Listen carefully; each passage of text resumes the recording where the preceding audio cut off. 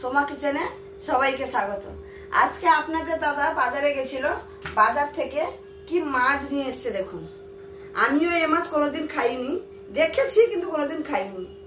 আপনারা কি নামে চেনেন অবশ্যই আমাকে জানাবেন কমেন্টের মাধ্যমে। তোমার দাদা তো নিয়ে এসে বলছে যে এটা কি পায়রা মাছ নাকি, পায়রা মাছ। আমি জানি না, আমি কোনোদিন খাইনি। তো আজকে এটা কেটে আপনাদের সঙ্গে রেসিপিটা শেয়ার করব। তো দেখতে থাকুন আমি মাছটা কি করে কাটি। আমি মাছটা কাটার জন্য এখানে একটা কাঁচি নিয়েছি। প্রথমে কাঁচি দিয়ে বটিটাকে একটু সরিয়ে রাখি।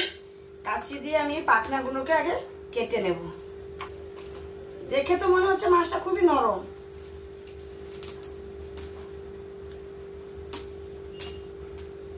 কাঁটাগুলো কেটে নিলাম, উপরে যে কাঁটাগুলো ছিল।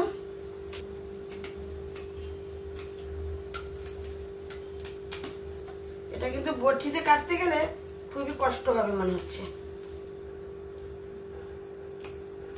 দেখুন আমি কাঁচি দিয়ে সুন্দর করে কেটে নিচ্ছি। এখানেও একটা বড় কাঁটা আছে পেটের কাছে।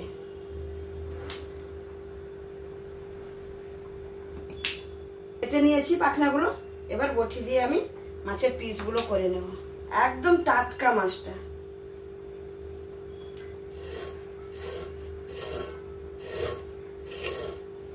এর কোনো আঁশই নেই, না আঁশ আছে, একদম ছোট ছোট আঁশ।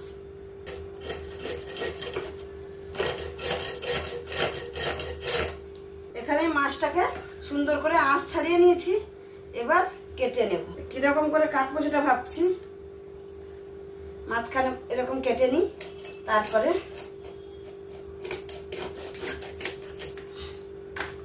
দেখুন একদম টাটকা মাছ। মাছটাকে এবার আমি চাকা করে নেব। এ অনেক আঁশ ছিল, অনেক আঁশ ছিল। আমি অনেক কষ্ট করে আঁশগুলোকে তুলেছি।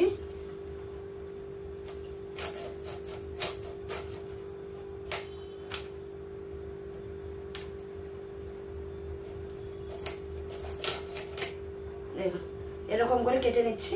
মনে হচ্ছে একটা কাটারই মাছ মনে হচ্ছে, বেশি কাটা নেই। কিন্তু দেখে তো মনে হচ্ছে খেতেও ভালো হবে।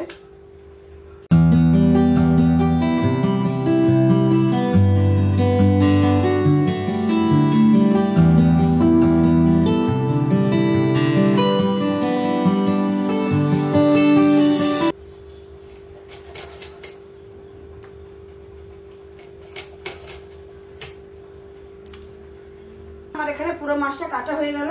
আমি এখানে পরিষ্কার করে মাছটাকে সুন্দর করে ধুয়ে নিয়ে রান্নার কাছে আসছি। আমি সমস্ত কিছু গুছিয়ে নিয়ে রান্নার কাছে চলে এসেছি।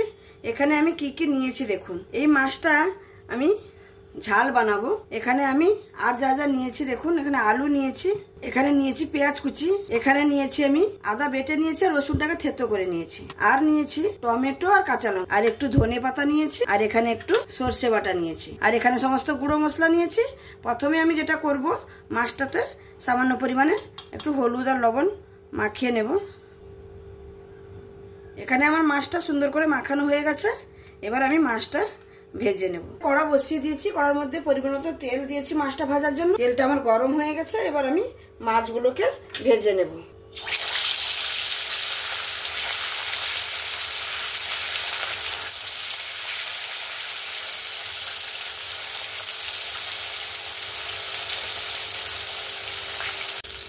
মাছটা এখানে এক সাইড ভাজা হয়ে গেছে, আমি অপর সাইডটা উল্টে নেব।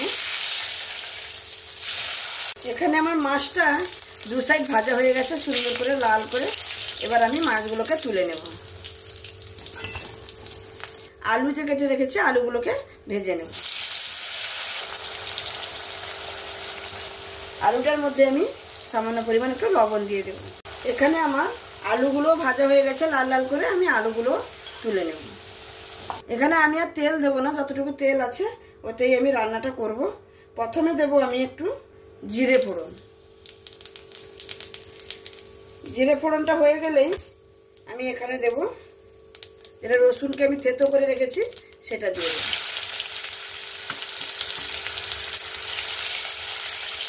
রসুনটা আমার ভাজা হয়ে গেছে লাল লাল করে। এবার আমি পেঁয়াজ কুচিটা দিয়ে দেব।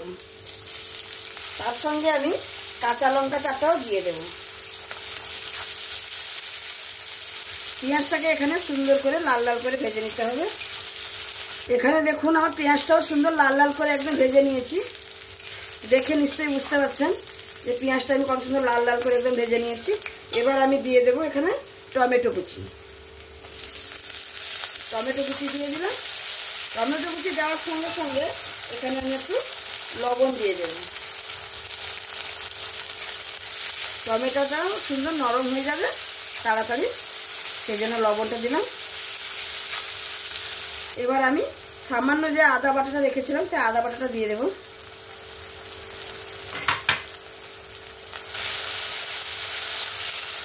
আদা বাটাটা দিয়ে আমি এর সঙ্গে মিক্স করে নিয়েছি। এবার আমি সমস্ত গুঁড়ো মশলাটা এর উপরে দিয়ে দেব।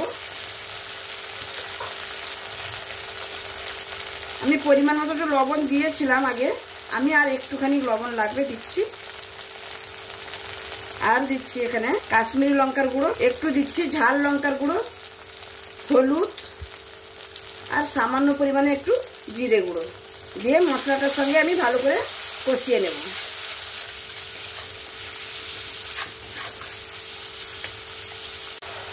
এখানে আমার মশলাটা সুন্দরভাবে কষা হয়ে গেছে। এখানে আমি যেটা ভেজে রেখেছি আলুটা প্রথমে দিয়ে দেব।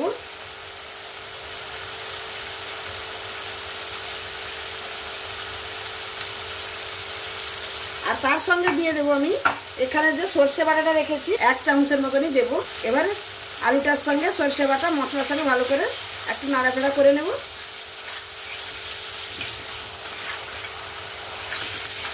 এখানে আমার নাড়াচাড়া করে নিয়েছি। এবার আমি পরিমাণ মতন জল দিয়ে দেব।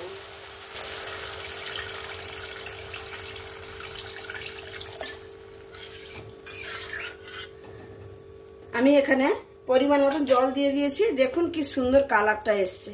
যতক্ষণ না ফুটটা উঠবে, তরকারি একটা ফুট উঠে গেলে আমি মাছগুলো দেব। ঝোলটা এখানে আমার ফুটে উঠেছে। এবার আমি মাছগুলো যে ভেজে রেখেছি মাছগুলো এখানে দিয়ে দেব। মাছগুলো দিয়ে দিলাম।